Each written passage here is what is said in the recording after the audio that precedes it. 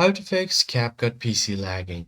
Hey everybody, in this tutorial I'll show you guys a few methods that you can do to fix if your CapCut PC is lagging. So the first thing you're going to have to do is head over to your editor page. So as you can see, I've already opened up my editor. Now from here, what you can do is first head over to the menu section at the top, click on it, and then from here you just want to head over to the file option. Now, if you want to create a new project, you can go from here. So from here, head over to settings. And then from settings, you have different tabs. Just go to the performance tab. Make sure that these two options are turned on. You want to turn on the speed up hardware encoding and decoding. And once that is done, tap on save. This is the first method.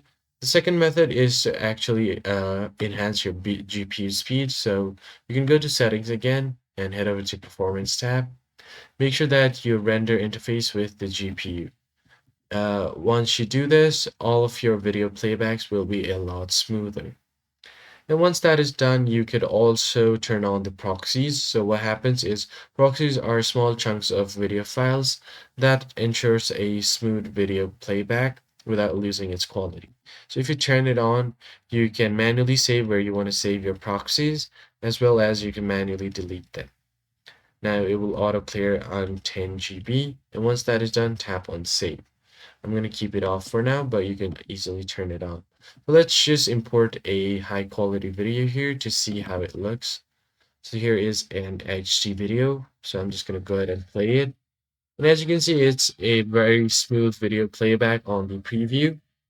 And now if I add this to the track, I'll be able to change the preview as well. So if I just right click on it, there should be an option to change the preview video quality as well. So that's how you stop your CapCut PC from lagging.